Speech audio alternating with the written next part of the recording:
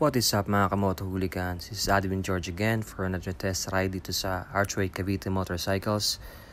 Yan, dito sa Bayang Pag-asa, test ride ng Kymco Dink R150, Kymco Exciting S. Wala yung bagong version nila which is yung SV ba o VS400.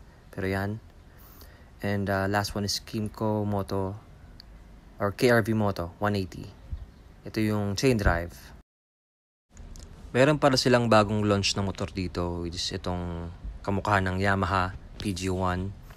Pangalan ng motor na to is Axis 125.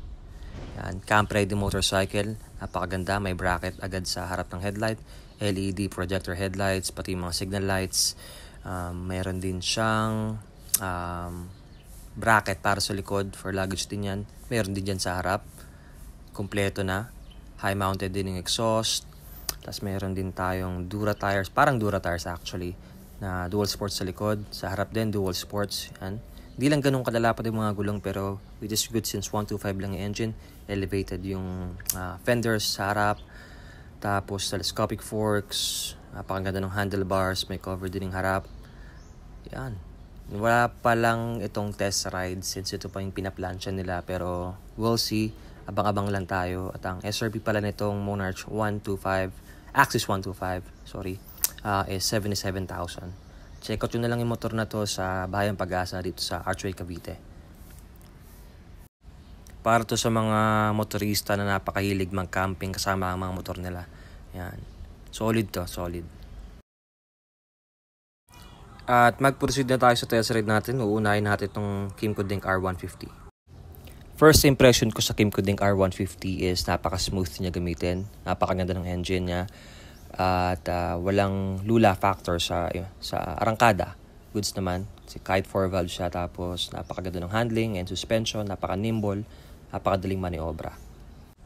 Hindi ko lang nagustuhan dito yung seat. Napakatigas sa driver side. Hindi ko lang sure sa passenger side.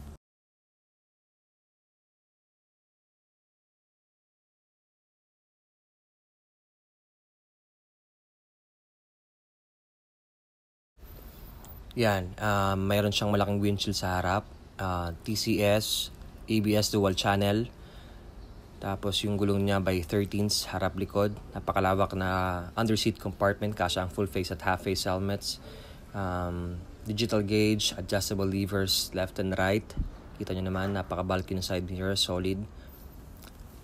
Not sure lang kung adjustable tong windshield sa harap. Yan, meron siyang grab bar sa likod. May plate lights sa likod, LED lights, tail lights, signal lights sa likod, LED rin. Keyless at yung karga ng gasolina is nasa harapan.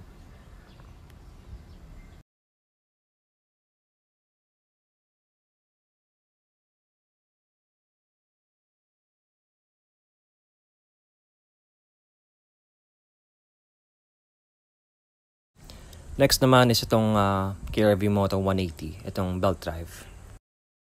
Malakas ang power nitong KRV Moto 180 compared sa Kymco Dink R150 since 180cc nga to. Yan, ito yung mga pangwaswasan eh.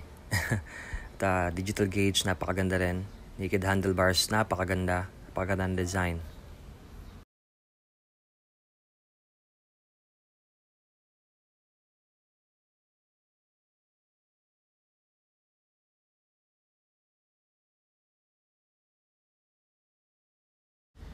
Yan. Same to sa Kymco Dink R150. Meron siyang TCS, dual channel na ABS. Disc brakes din, harap at likod. Yan. Again, digital gauge. Meron din siyang mini gauge sa harap sa ibabaw ng handlebars. Napakaganda ng switches. Bulky side mirrors din. Hindi nga lang adjustable yung levers left and right. Telescopic forks. Mas komportable yung seat ng driver side. Naka-monoshock and yung chain drive niya. Sa kabila yung panggilid, yan. Sa right side, sa left side yung radiator. Mas malaki nga lang yung underseat compartment ng Kymco Dink R150 compared dito sa KRV 180. Pero kasya pa rin ang half face helmets. Not sure sa full face. Yan, nakakilis na rin to. Dito rin karga ng gasolina. Tapos meron siyang glove compartment. Yan. Napakalawak niyan. Tapos, siyempre yung gulay board, napaka-convenient sa atin yan, mga motorista. Wala yan compared dito sa Kymco Dink R150 na ala maxi scoot ang design. Yan. Last natin is itong Kymco Exciting S. Itong 400cc na scooter ng Kymco. Napakalaki, parang jet ski tol.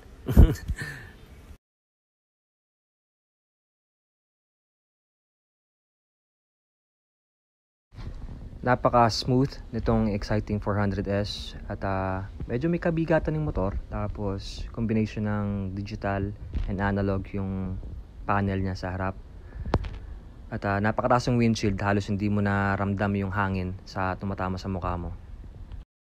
As usual, may TCS, dual channel ABS, disc brakes harap at likod, adjustable yung levers left and right.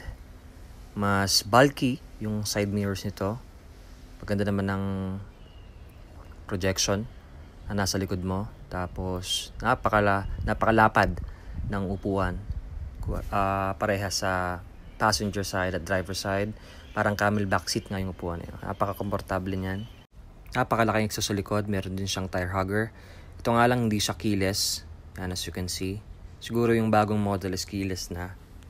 Not sure. Pero yan. Yung controls niya sa harap. Overall, first impression ko sa bike, pati sa design niya is approve ako. Napaka-komportable. At syempre, napakaganda. Maxi scoot nga yan, diba?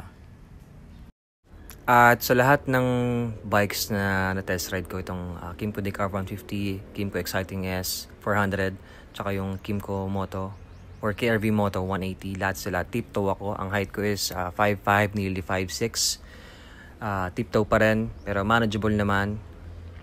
Hindi naman ganun kabigatan ng motor. At napakadaling i-side stand. Di ko alam bakit. Kahit itong Exciting 400S, napakabigat niya, pero pag sinaisan mo, aapakan mo lang talaga. Tapos, voila. Easy. Kung cruising and comfort ang hanap mo sa motor, go for Kymco Dink R150 at Kymco Exciting 400S. Pero kung pangwaswasan ng trip mo, then go for KRV Moto 180. No-brainer yon. At yan. Yung presyo, papadiscuss ko kay Sir Julius in a bit. Ito, patanong na kay Sir Julius. Tanong natin kay Sir Julius kung magkano yung mga presyo nung... Ayun, so sa KRV Moto 180 is 199,900. Then sa Exciting VS, actually S lang ang nandito, pero ang bagong model is yung Exciting VS 400, is 399,000 siya. And then ito yung bagong release ng Kymco. Actually dalawang version siya, isang standard saka isang special edition. So si standard is 152,900 and then yung special edition is 160,000. So ang pinagkaibahan ni special edition is naka full crash guard siya. So pag bibilin mo siya ng separate yung crash guard, nasa 15,000 to 18,000, ganun yung mga price range. Pero kung bibilin mo siya as set, kasama yung unit yung special edition, is 160,000 lang. Nice. So available yan sa Archway Motorcycle dito sa Pag-asa. Punta lang kayo. Salamat sir. Thank you. Maraming salamat sa panonood. Huwag niyo kakalimutan mag-like, comment, share, and subscribe. Abang din tayo sa mga updates, sa mga projects sa shop. Again, this is Admin George here, and I'm fucking out.